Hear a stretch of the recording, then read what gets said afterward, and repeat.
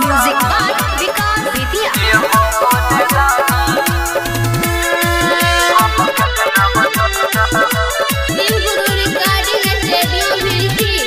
हो भोले रानी परेशानी हम कितना बतैया बाबा। हो भोले रानी परेशानी हम कितना बतैया। तोरी दल के दिल बगली देव घर के न के हो भोले रानी परेशानी हम कितना बतैया बाबा। हो भोले रानी परेशानी हम कितना बतैया।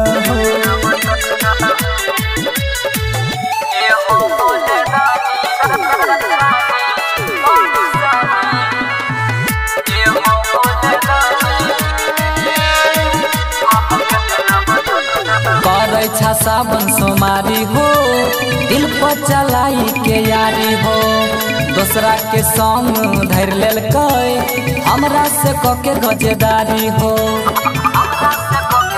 ओ बाबा करे छा सावन सोमारी हो दिल पर चलाई के यारी हो।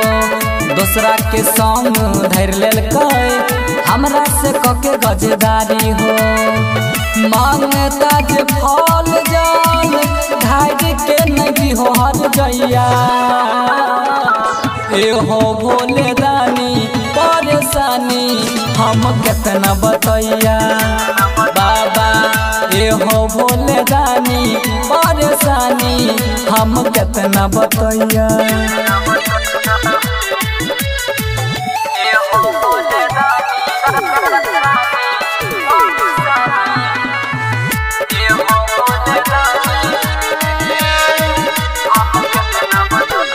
चला छा तो हरी अकेला हो कैसे ये बात घर मेला हो।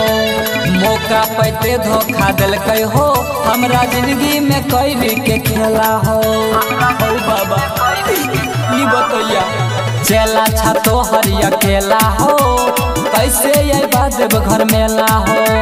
मौका पैते धोखा दिल हो हमरा जिंदगी में कैरी के खेला हो। प्रेम चंदनी रज कीरिस कहै छा मुनि लल गवैया। हो भोले रानी परेशानी हम कितना बतैया बाबा। हो भोले रानी परेशानी हम कितना बतैया।